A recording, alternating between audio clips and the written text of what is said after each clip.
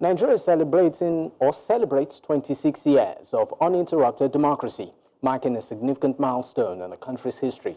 Now, this achievement is attributed to the resilience and collective efforts of Nigerians in upholding democratic values. Despite the progress being made, Nigeria still grapples with insecurity, corruption, and economic development challenges. There are also calls for reforms to improve the electoral process. To discuss this, I am joined by Solomon Dalung. He's, of course, a former minister, and also joining me in the studio is Kris Oziofu-Ekuafeh. That's Ekuafeh. She also joins me physically. She's a leadership strategist.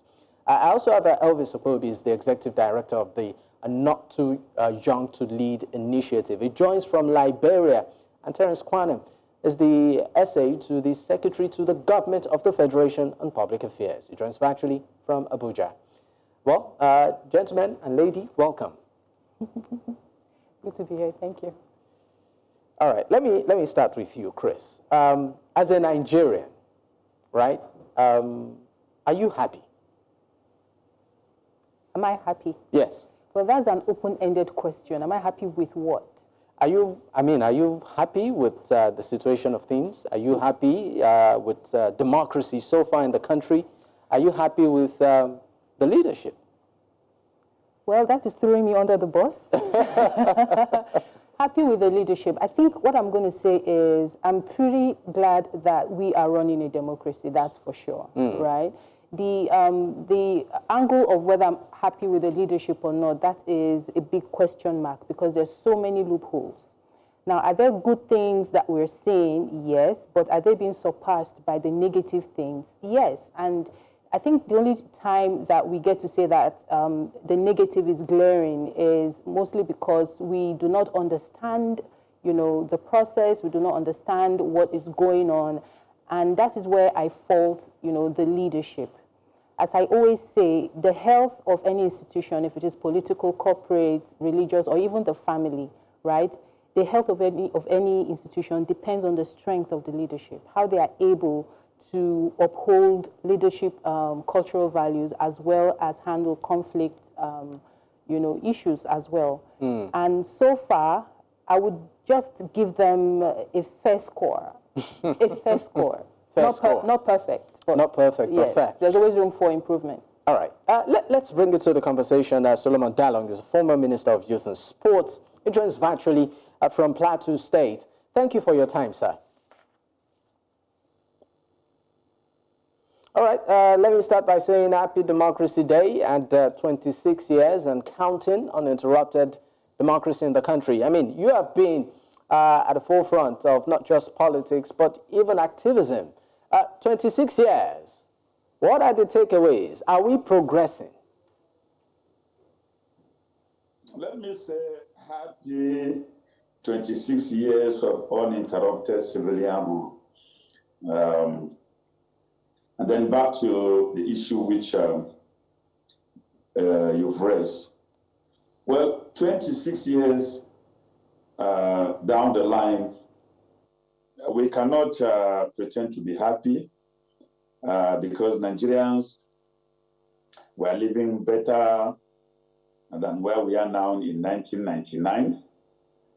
And so, if we are going to evaluate or interrogate our 26 years of democracy, we have to measure it up with the indices of democratic values, which is constitutionalism, the rule of law, justice, equity, and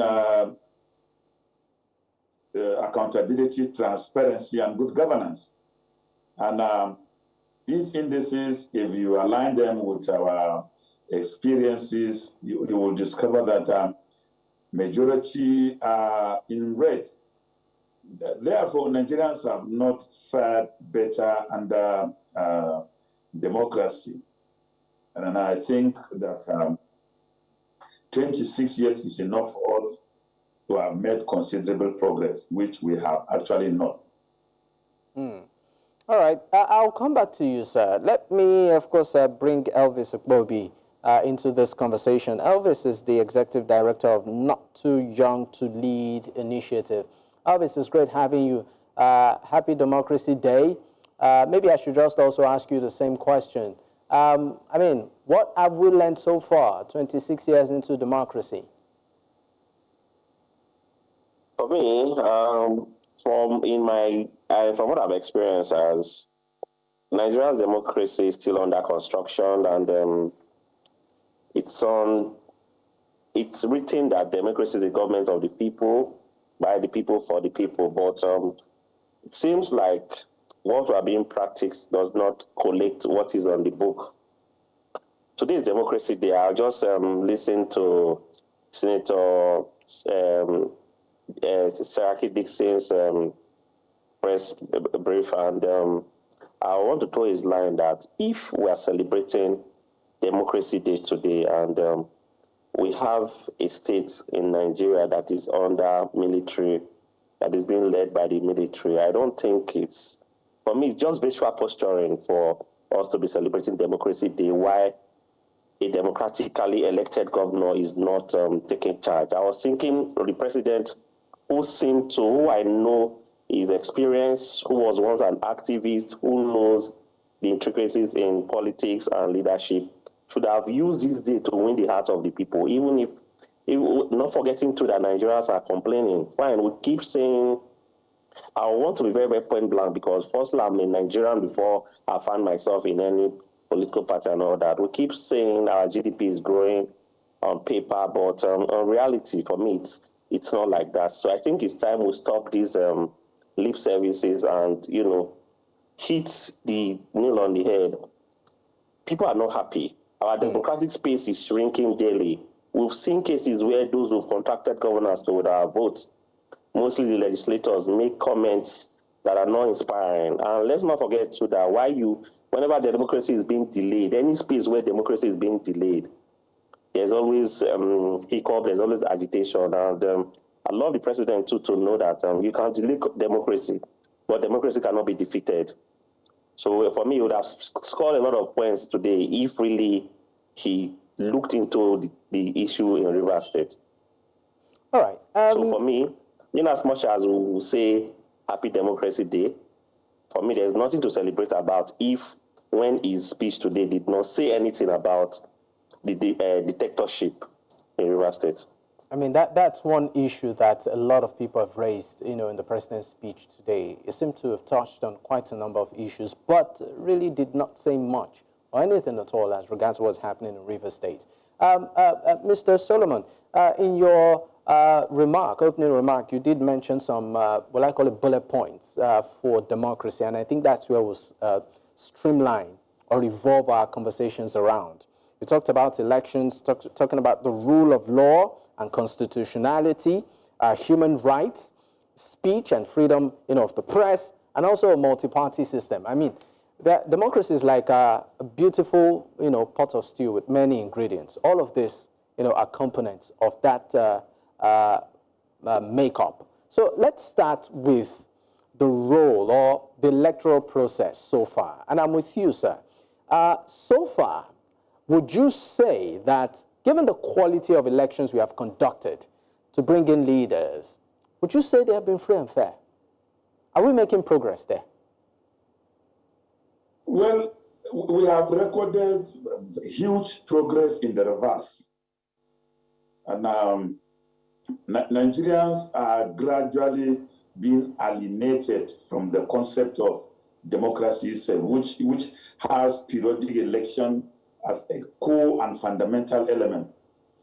The credibility of our elections, not only nationally but internationally, had been adjudged to have fell far, far, far below standard. In fact, it took a different dimension in 2023, where the electoral body guaranteed Nigerians of a free and a fair elections, and Nigerians all living in diaspora came home to register in order to participate.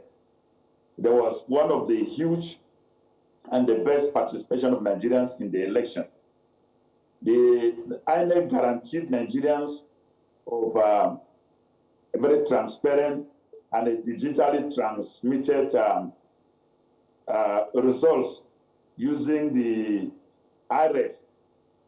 But sadly, midway into coalition, the electoral body abandoned digital collection of results and went manual, and even announced the result in the night, when even it was supposed to convey in the morning by 10. And then after the announcement, Professor Mahmoud did not pretend. He ended his presentation by telling those who disagree with the results to go to court. And there is a South African, East African adage that says, if a thief asks you to go to court, he is sure that the judge is his brother. And so our electoral process does not again reflect the representation of the Nigerian people. I have said a couple of times that unless there is radical electoral reforms, Nigerians are likely going to have a very disheartening situation in 2027, where INEC has already proved in elections that took place in Edo, Kogi, Imo, and Ondo, where INEC now relying on the judicial decision of the Supreme Court in the presidential election, where the Supreme Court held that INEC can abandon their own rules midway and adopt any rule in order to collect results. Mr. Dalung, you've sort of highlighted a couple of, will I call it, shortcomings on the part of INEC. But when it comes to elections also, you know that there are several stakeholders involved in this. Aside the electoral umpire, which is INEC, there's also the role of political parties. You're a politician, right? Would you also say political parties have helped, this process in being free and fair? The party in government at every turn of event has even destroyed political participation. The political parties have been destroyed. As it is now, they have been so weakened that we are already heading towards a one-party state because of the gale of defections, which is now instigated by the party in government. So you wake up and have governors defecting, you have members of the House of Assembly defecting. But this defection, like I said, is a defection of beneficiaries of mandate, but the people have not defected, because the chief priest of defection, who is Senator Oshimole, he said the defection is for sinners who will jump into APC for their sins to be forgiven. So what is happening now is that APC now is a conclave of sinners where the cardinals are waiting for them to jump into the ship so that their sins will be forgiven. All right. So the political parties, as it is, major stakeholders in elections, in fact, have been weakened and, if not completely, destroyed. All right. I'll definitely come back to you, but we need to go on a quick break. When we return, I will dig deeper into these issues from various perspectives. Do stay with us. We'll be right back. Many thanks for staying with us. It's still Politics HQ on News Central Television, and we're looking at Nigeria's democracy in 26 years, uninterrupted. I have as guest the former Minister of Youth and Sports, joining virtually from Plateau State, Mr. Solomon Dalung. I also have a Kris Oziofu-Ekuafeh. She's a leadership specialist. She joins me live in the studio. And Elvis Akpobi is the Executive Director, Not Too Young to Lead Initiative, joins from Liberia. Gentlemen and lady, once again, thank you for staying with me. Let me come to the studio. Kris, I mean, you're a Nigerian. You've participated in various electoral, processes and cycles. But let's look at it from the angle of human rights, right? Over the years, because that's a core, integral part of democracy. Would you say that over the years, with the various governments we've had, there has been progress in ensuring that human rights are upheld, and we don't see abuses on the rise? Well, we recall we had the SARS incident, right, a couple of years back.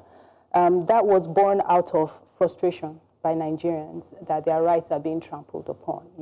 Trampled upon by who? By a body that's meant to uphold the law, right? So it's very evident that when it comes to issues of human rights, we still have a long way to go. But it's not enough for us to say that nothing is happening.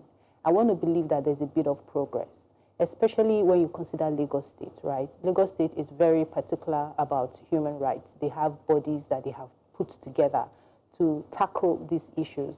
Oftentimes, we look at the federal government. We look at the big boys. What are you doing? But let's bring it home a little bit.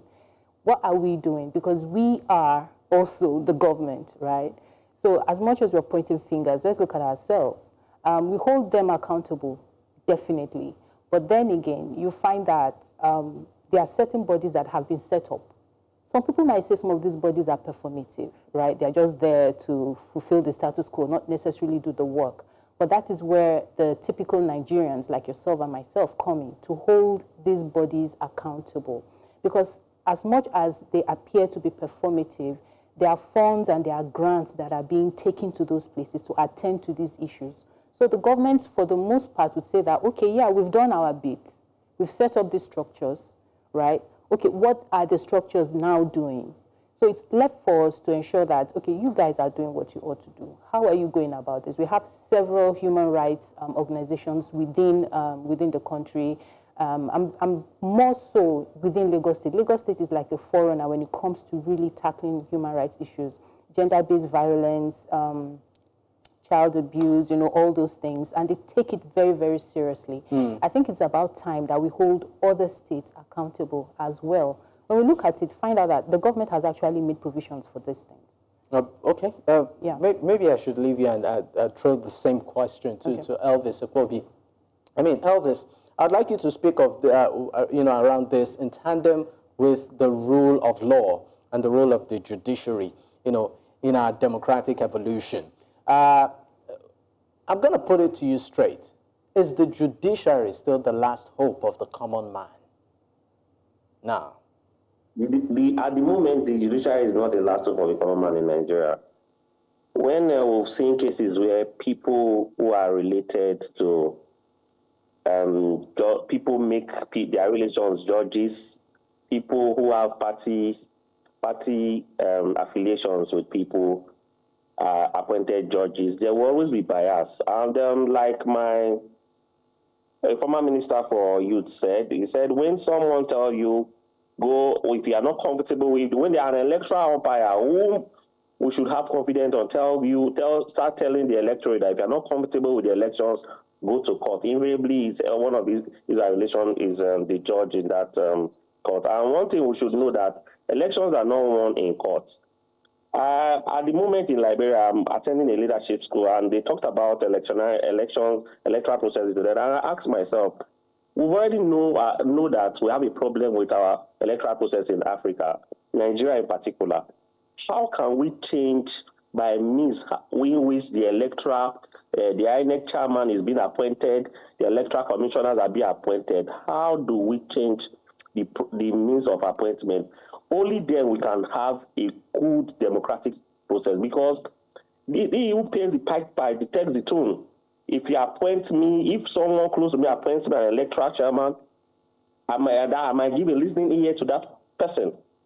I was also a privileged electoral observer in the last Liberia election, and I saw electorates having so much confidence in their electoral umpire.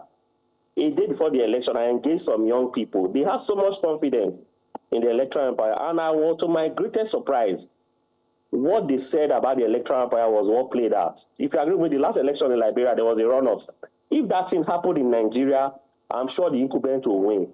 So for me, it's not all about just reading speeches. While I want to commend the president for his youth inclusion policies, I don't know if these young people that are appointed are given the privilege to navigate within the system. I just want to believe it's the visual posturing, but I also want to tell him that he has grown through the ranks. He was once an activist. Today is the president.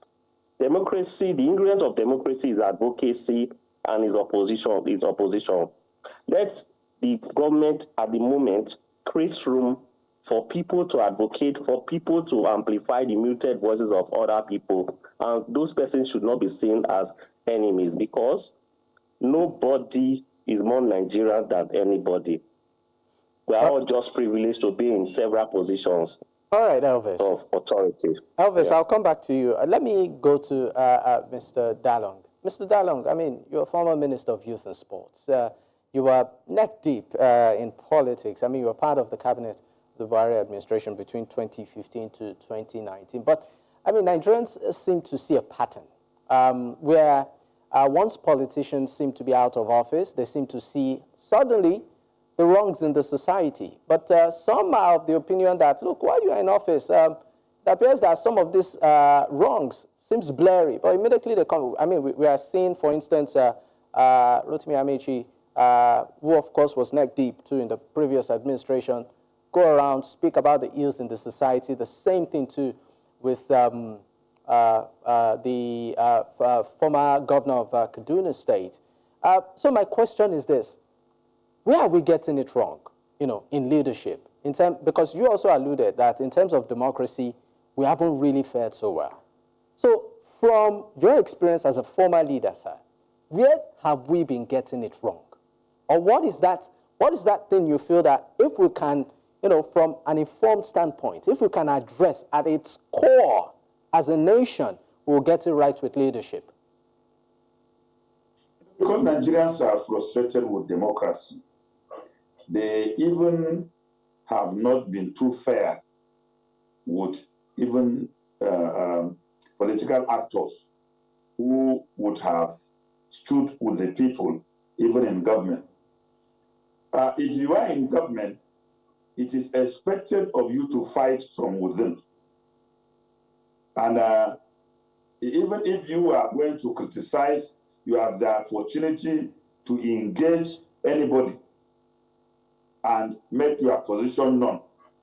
So for me, I have been an activist and a critic all my life, and there had been no any point that I stopped criticizing, even in government. The evidences are there. My colleagues whom we serve with them are there. And I believe that if some of the issues we did not criticize and maintain our grounds, certain decisions and policies would have actually been worse than what we are dealing with. So it's always not fair to say, well, people, when they're in government, they do not criticize until when they're out of government, they criticize. No, that's something that is not true. It's not true with many, but with some of us, even if you make me today the vice president of Nigeria, I will still be criticized. I will make my mind known. Now, the problem is that leaders are a product of a society. If the society is a very corrupt society that the core values had been destroyed, of course, they will produce leaders that will not be different from. So the leaders we have today in Nigeria, majority are a product of the type of society we have. In Nigeria today, somebody is accused or someone is accused of corruption, even sometimes convicted. And you will hear his people say, yes, we know he's a thief, but he's our own thief. It is in this country that an accountant general of the Federation in one transaction is alleged to have stolen 1.9 billion. And he was charged to court. And when he was being arranged. He felt being sick in the video that we saw, and immediately he got bail. He went to his room, removed all the hospital regalia he wore, pretending to be sick, and shortly he was compensated with traditional title. So there is basically a societal problem that is playing a fundamental role in leadership. Look at the role of religious institutions. Religious institutions are neck deep into campaign. They support and present candidates which they themselves are convinced that they don't have the credentials to govern, but because they have religious affiliation with them, and so they are supporting them. So Nigerians are getting the type of leadership from the type of people we have been able to produce in the society. So there is a need for a very serious national reorientation. Otherwise, those who were 10 years in 1999, today all that they know about rigging of election. They don't even have some credible election. They know in declaration of results. They know that once you are elected,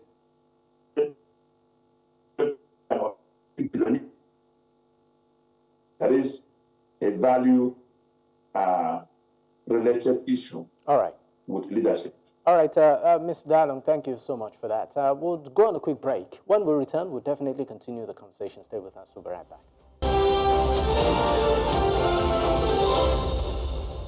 Many thanks for staying with us. It's still Politics HQ on New Central Television. And of course, we are looking at Nigeria 26 years into democratic dispensation, uninterrupted. I still have my guest with me. Let's bring it to the studio. Kris, I mean, looking at the role of women or female participation in politics in the past 26 years, we've seen administrations, some of them, speak boldly on it, some taking steps. But in the past 26 years, how would you say democratically for women, in governance has fared? Have we seen an increase? We've seen an increase in participation when it comes to women, right? Leadership positions in government, in the political field. But what we need to look at is, why are the women there, first of all? Are they there just to fulfill, all the basics, or are they there because they merit being there? Oftentimes, we've come to realize that certain women are being put there for performative purposes only, which again is not a bad thing. The point is, let's get a leg in, right? Now, they get a leg in, and at every turn, at every point, you find that they are receiving more flack than their male colleagues. Case in point, what is happening with Natasha, right? Natasha Akpoti. Now, she's been accused of several things that her male colleagues, we know, are guilty of. But nobody raises an eyebrow. But people are raising eyebrows over Natasha because she's female, because she's married, because she's a mother, because there's a way you're supposed to conduct yourself. But nobody says there's a way a man is supposed to conduct himself in power. So that is the dysfunction, the disparity when it comes to women in leadership. And when you find that women oftentimes get this kind of label stuck on them, who wants to go there? At the end, you're like, what's the point? Because when you are playing a game, you need to be able to come in fair and square and face your opponent, with the same tools that your opponent has, and play the game that you need to play. But when you're being held back and certain things are being denied you because you are a woman, then exactly tell me, why am I here? Why do I need to be seated at this table? If you are blocking every chance, for me to make a point or for me to make an impact. So that is the dilemma for women. But if there is political involvement for women, you find that most of it comes from the work that's being done outside politics. You have the advocacy groups, as has been stated. You have the human rights groups. You have people who are really championing these causes. Women who stand up and say, hey, we need more women on the platforms. We need to have more female voices, which is awesome. But the question now is to the men. Are you really ready to have the women coming? Maybe I should throw the same question to Elvis. Elvis, in terms of women participation, in leadership, in politics. Are we seeing that on the rise? Are we seeing that avenue of, what I call it, level playing field, where the kind of opportunities the male gender enjoy is also what we're seeing for the female? Yeah. Like she said, with what we're experiencing with the incidents with the senator from Kogi State, that there's a label among women, like women in politics, they are always stereotyped. There's always a stereotype as in given to them. It dampens the enthusiasm of other young women to, want to come into the political space. I know there's a bill and there's a movement being pushed by Officer Sue Igbenedion at the moment to talk of a permanent seat for women at the electoral permanent seat for women. But for me, it's not about women. It's not about whether women are being stereotyped or not. It's about if the people in a democratic settings. I was thinking, and I believe that it's what is the voice of the people that should matter. But if there's a system that look for a way to, mute the voice of the people, then we're no longer practicing democracy. Because at the moment now, a female senator is suspended, and every avenue to, resolve this issue is either the Senate president wants to use his veto power to do whatever he wishes to do. For me, those are not democratic. In a democratic setting, things like that should not be happening. If you are being accused of something, come out and defend whatever you are being accused of, and not use your office to, make whatever that accuser muted. And when young people coming up, young females coming up, see things like this, they wouldn't want to get involved in politics. All right, thank you for that, Elvis. Let me go to Ms. Dalung. Away from that question, that is, let's look at one pivotal issue. In the past 26 years of our democratic, uninterrupted rule, and that is the issue of security. Security of lives and property. I mean, this is the foundation or the core of any administration. Its mandate, which is to secure lives and property. I mean, we've seen what I call it, from bandits to the Boko Haram and what have you. I mean, you're in Plateau State. Plateau, unfortunately, happens to be one of the hotbeds of insecurity too. We've had cases, even in recent times.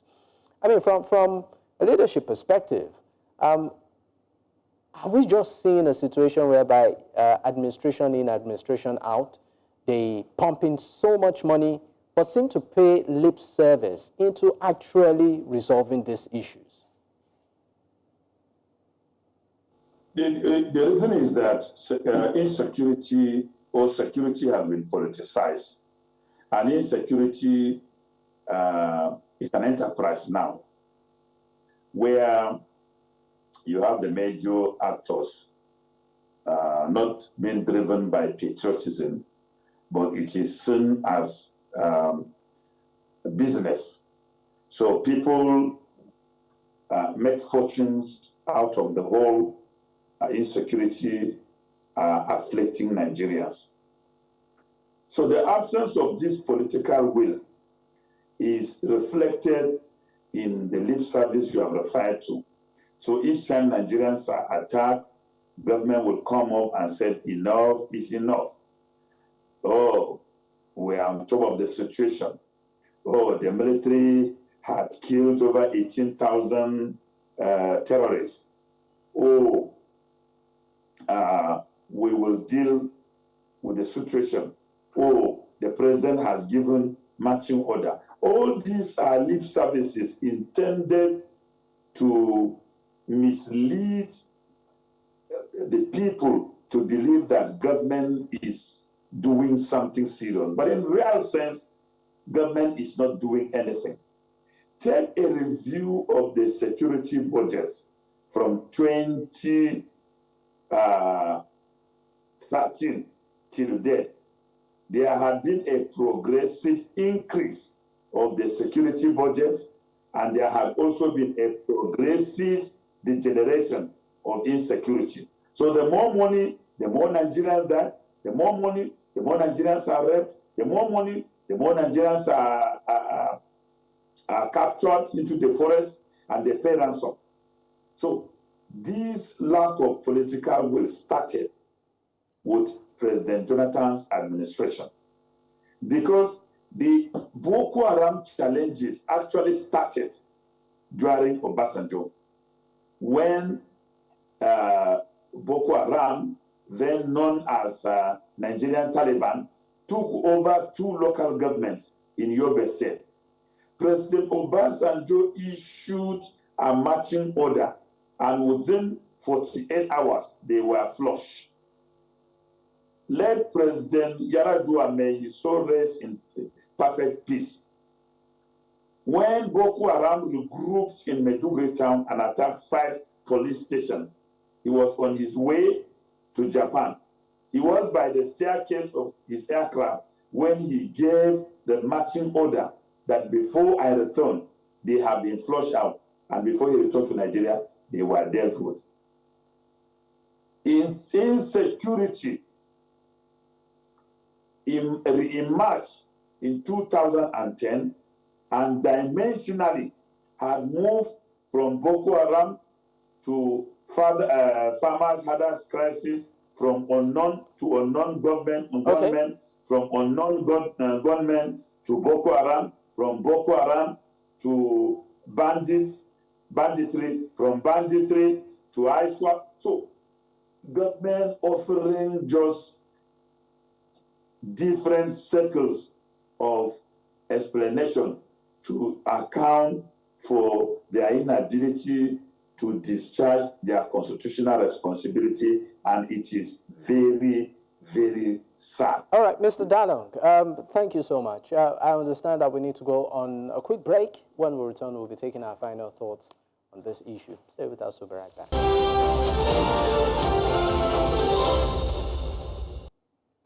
Many thanks for staying with us. It's still Politics HQ on New Central Television. And of course, we are looking at Nigeria, 26 years into democratic, uninterrupted democratic dispensation and counting. Well, before we go, 30 seconds. Kris, your final thoughts? Right, my final thoughts. I'm a Nigerian through and through. I have to say that. I believe so much, and I'm very optimistic about Nigeria. Doesn't mean that one is blind to the faults, but it's very important that as we are speaking of the ills, that we also look at the good aspects, especially of democracy in the last 26 years. There's never been this surge in entrepreneurship as we've had, right, under democracy, like in any time in history. And I think it's something that we need to really appreciate. The fact that we're focusing more proactively now when it comes to matters that we never really gave thought to before. Before, it was always all about oil. If it's not oil or the banking industry, or you're a career person, But now we're really looking into entrepreneurship, and I think it's applaudable. And one thing I also want to say is when we talk about the national orientation, it's important that we look at, it's not just about bringing out policies, but it's also about how we're implementing these policies. That is very key. So everybody can talk a good game, but can you do what needs to be done? That's what we need to focus on. Let's focus on our values and try and bring people together and understand that, Nigeria is ours. All right, thank you so much, Kris. I really, I would love it if Mr. Dalung, if you could just summarize your comment in 30 seconds. But I just want you to respond to this. We are beginning to see politicians move into the ruling party, defecting into the All Progressives Congress. I mean, that's also your party. I mean, in less than 30 seconds, maybe you have something to say to these politicians. What's your take on these defections? Defection is the movement of politicians without Nigerian people moving with them. And so, like I said, it's just a conclave of sinners who are moving into the sanctuary for the forgiveness of their sins. And that cannot alter or change the politics of 2027. Rather, it has made it even more interesting, because the president's party will soon have impulsion of people who would have congregated around him, and he might not be able to meet their aspirations, their needs, their expectations. There's going to be crisis in APC. All right. Thank you so much. I would have loved to listen to Elvis, but please, I crave your indulgence. We've run out of time. But gentlemen and lady, thank you so much. It's been a pleasure. Elvis Okpobi is the Executive Director, Not Too Young to Lead Initiative, joining from Liberia. Also, Kris Oziofu-Ekuafeh is a leadership strategist. She's with me in the studio. And many thanks to you, sir. Solomon Dalung, former Minister of Youth and Sports, joining from Plateau State. It's been a privilege. Thank you once again. All right, this, of course, is where we drop the curtains. In case you missed out, you can actually catch up on our social media platform. The handle is there on your screen at News Central TV. You can also choose to follow me personally at Dakpo at Digboye. Until I come your way tomorrow, good night. Happy Democracy Day.